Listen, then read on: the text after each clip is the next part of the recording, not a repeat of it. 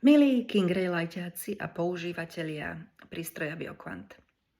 Ak už používate prístroj Kingrey Light alebo prístroj BioQuant, je veľmi pravdepodobné, že ste už pocítili benefity, ktoré vám toto používanie prináša.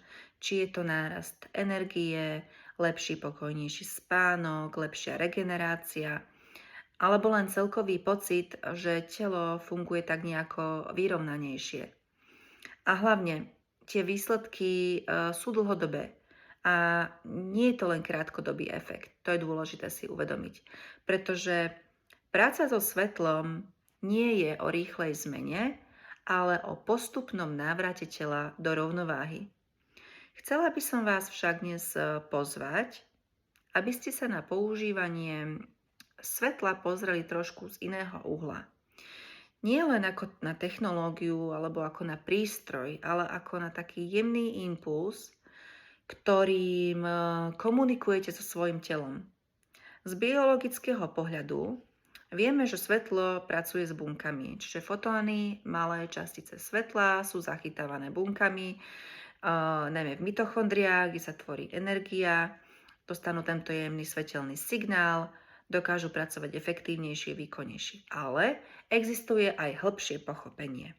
Ja vám to prečítam.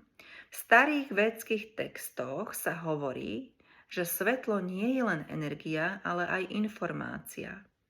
A že telo komunikuje prostredníctvom jemných vibrácií a rytmov.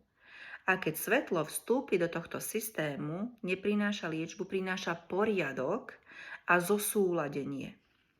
A preto veľa ľudí, čo pozorujeme pri práci so svetlom a Kingrey Lightom, nevníma len fyzické zmeny, ale aj vnútorný pokoj, jasnosť, pocit, že telo si zrazu spomenulo, ako fungovať správne. Keď teda používate Kingrey Light, nerobíte pre seba len jednu konkrétnu vec, ale na bunkovej úrovni podporujete aj vnútornú rovnováhu a energiu. A na jemnejšej úrovni dávate telu vlastne taký priestor vrátiť sa do svojho prirodzeného rytmu. V biológii sa tomu hovorí homeostáza. Inými slovami, robíte pre seba oveľa viacej, než sa na prvý pohľad zdá. Je to tichý, dlhodobý proces zosúladenia a práve v tom je podľa mňa skutočný význam práce so svetlom a s Kingrey Lightom.